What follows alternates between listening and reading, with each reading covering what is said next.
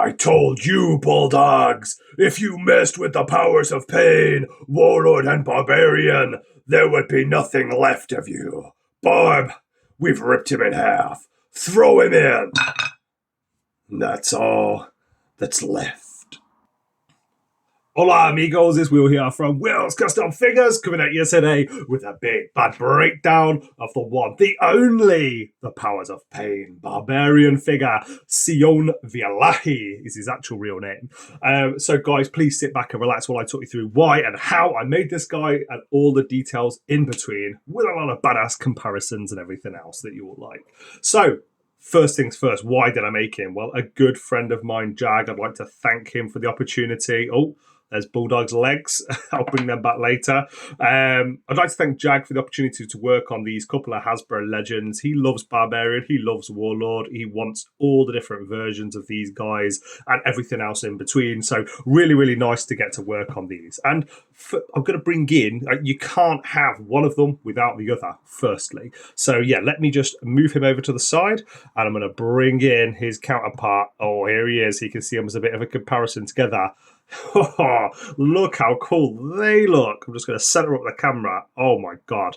Really, really proud of my custom Warlord. And of course, I'm very, very happy with my custom Barbarian figure as well. And one of the reasons that I wanted to just feature the poor old British Bulldog legs at the start of this video is because, as you can see, I have used a British Bulldog base for this Barbarian. Now, these are Hall of Fame worthy talents, guys. Whether or not you like WWE, whether or not you like WWF, the old glory years, WCW, these guys have been in a magnitude of different matches, thousands and thousands. And they've had many different teams, many different feuds, many different characters in their decades-long career. And for anyone that doesn't know, the Barbarian actually had a single run as well. He was fierce, he was intimidating. He was a scary persona, and he had this fur and this sort of club when he first debuted, way before the Powers of Pain.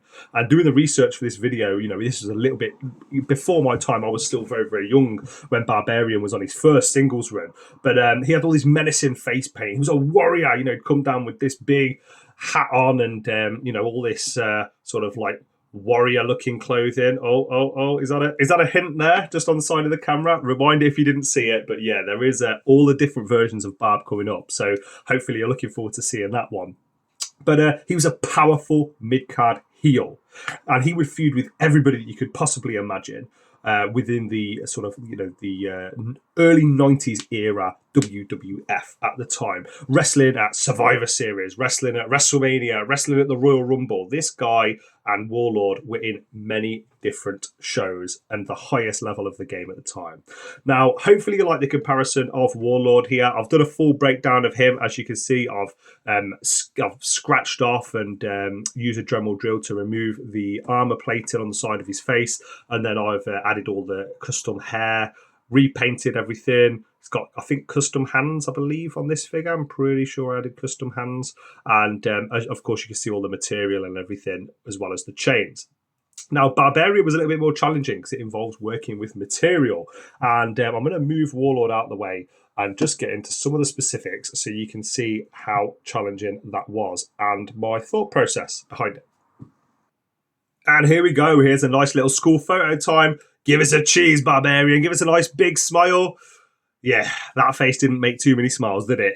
Especially in the peak of this testosterone and badass run that he had with the Powers of Pain. Now, I didn't realise that he was actually managed by the Baron at the beginning, and later then it went on to Mr. Fuji, of course, the legendary icon that is Mr. Fuji.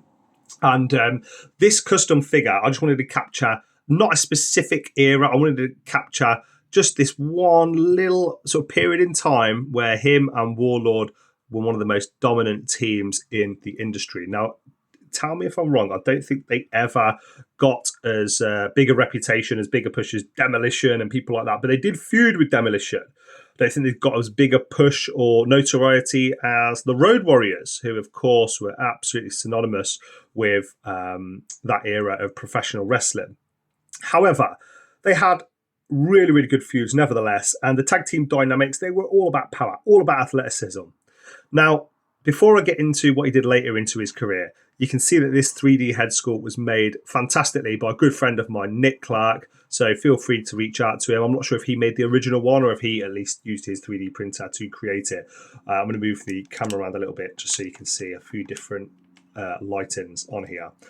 But really, really good stuff. Not much customization needed to this one. As you can see, I've used Super Sculpey clay to attach the neck there. Really, really nicely attached. It doesn't rotate, but then I've used the clay as well on the British Bulldog base. You can always tell that because of these hands. And I've used also clay to cover up the wristbands, which of course have the Union Jack on, as well as the knee pads as well. Now, the back, if I turn it around, same awesome detail, lots of paintwork there with the Vallejo paints. To get this skin color, I mixed Citadel Kieselov flesh, pale flesh with leather brown, and I really, really like how it turns out. I use this skin color for a lot of my foreign looking olive skin tones, and I really, really like how it's turned out.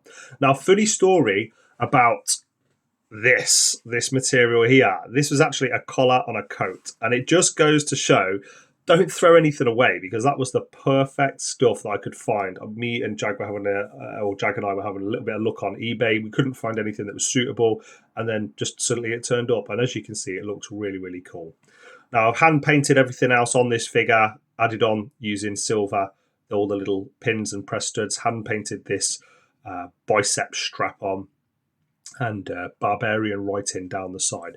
But it really is the fur that makes this stand out. And the arms still move. I'm not going to articulate him much because I don't want to damage him.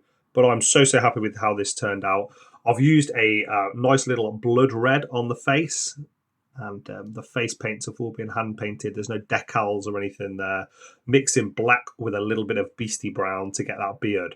And I'm so happy with how the mouth and the eyes all have turned out using a varnish gloss on the eyes and on the mouth just to make them jump out a little bit more than what they normally would if they were just left matte. And you can't do a school photo, guys, without having all the members of your class in there. So here is Bossman and a member of the Bushwhackers as well, just to join him, so you can see a little bit of a size comparison against a few old school WWF Hasbro beaters that are found at local garage sales, as you'd say if you're in the US, or car boots if you're based in the UK. Now, he left the Powers of Pain. He went on a badass singles run. Strength, ferocity, character evolution, and Bobby Heenan as his manager. And of course, you're going to see this different version of Barbarian coming very, very soon, as I hinted earlier in this video. He smashed all the baby faces, and he actually eventually moved on to WCW, teaming up with Meng. Man, you can't get much more badass than Haku, as he's otherwise known as, in the Faces of Fear. And I can promise you, come hell or high water, you will see a Ming badass Hasbro custom coming very, very soon. Now, just moving these two out and moving in, good old Sergeant Slaughter, attention! And yeah, here we go. Nice little Earthquake, who also did different variations of characters across all the different promotions. Did they have a Hall of Fame worthy career? That's the big question for me when I'm sort of doing these reviews. Now, I personally think they did. They're highly respected by their peers and by the hugely popular within the fans and within the locker room as well. They have had very, very similar careers to a lot of teams already in the Hall of Fame.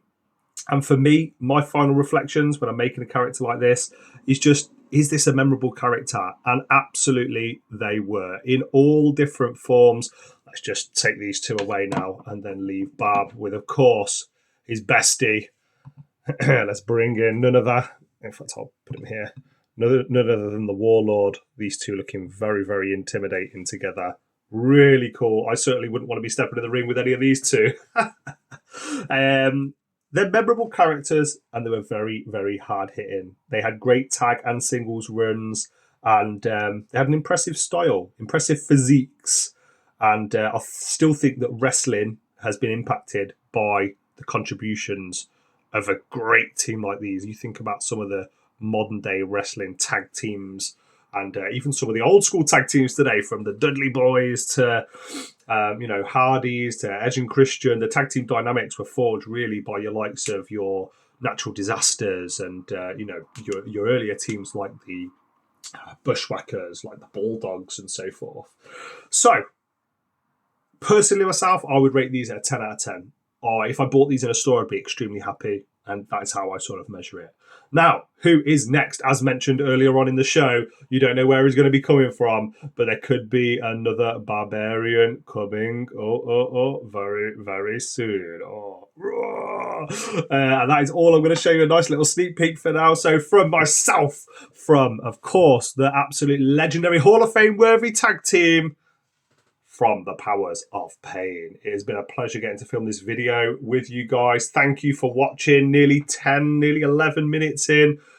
Please follow me here on YouTube. Thank you for watching on Facebook and on Instagram for lots of videos, close-ups, pictures, and more details on who's coming soon, plus an archive of all of my previous stuff. You will see it all there. I will catch you guys on the next one. Adios, sucker.